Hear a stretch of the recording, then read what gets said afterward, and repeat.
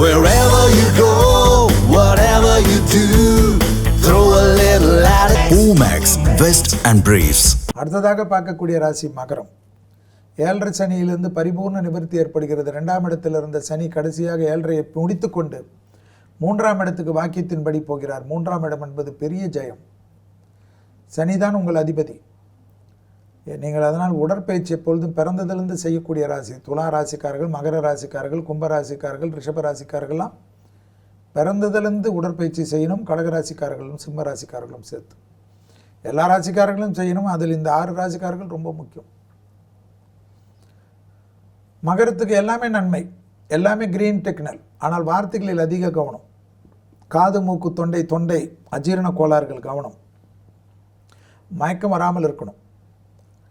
So BP எல்லாம் கொஞ்சம் நல்லா பார்த்துக்கணும். பெண்களுக்கு ஹீமோகுளோபின் கவனமாக பார்த்துக்கணும். லோ பிபி டக்குன்னு அடிக்குமா.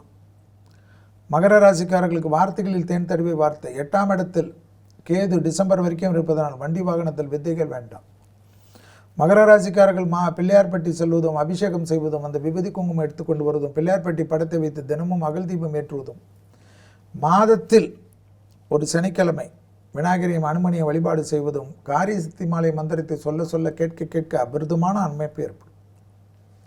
எல்லாமே பாசிட்டிவ். லாபம், சந்தோஷம், அனுகூலம், சுபகாரியம், சுப விஷயம் எல்லாமே ஏற்படும். ஆனால் குடும்பத்தில் அந்நியர் தலையிடக்கூடாது. குடும்பத்தில் கணவனாக இருந்தால் மனைவியின் உடல்நிலை மனைவியிடத்தில் தகராறு கூடாது. மனைவியாக இருந்தால் கணவனின் உடல்நிலை கணவனிடத்தில் தகராறு கூடாது. லவ்வர்ஸ்குள்ளாக யாராவது பஞ்சாயத்து வந்தால் லவ்வே புட்டுக்கும்.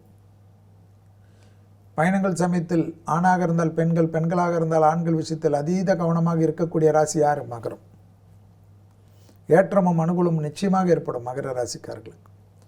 அற்புதமான அமைப்பு. நிறைய வெற்றிகளை ஏற்படுத்தக்கூடிய ராசி மகரத்திற்கு. காணாத போன தலைவர்கள்லாம் திடீரென்று லைம்லைட்டுக்கு வருவார்கள். திடீர் பேர் போடுவார்கள், புகழ் பெறுவார்கள், செல்வாக்கை பெறுவார்கள், யோக பலத்தை அதிகமாக பெறுவார்கள் மகர ராசிக்காரர்கள். தொழில் ரீதியாக, உத்தியோக ரீதியாக, வியாபார ரீதியாக, படிப்பு ரீதியாக எல்லா விஷயமும் ஏற்றங்கள் பெறுவார்கள். இழுபறியாக இருந்த பலவிதமான சங்கடங்கள் பரிபூர்ண நிவர்த்தி ஏற்படுவது கண்பாக மகர ராசிக்காரர்கள். வாகனத்தில் வித்தைகள் வேண்டாம். குறிப்பாக இளம் வயதை சார்ந்த மகர ராசிக்காரர்கள் வண்டி வாகனத்தில் வித்தைகள் காட்டினீர்கள் என்றால் உங்கள் வித்தைகளை மருத்துவமனையில் தான் பார்க்க வேண்டிய நிர்பந்தம் ஏற்படும்.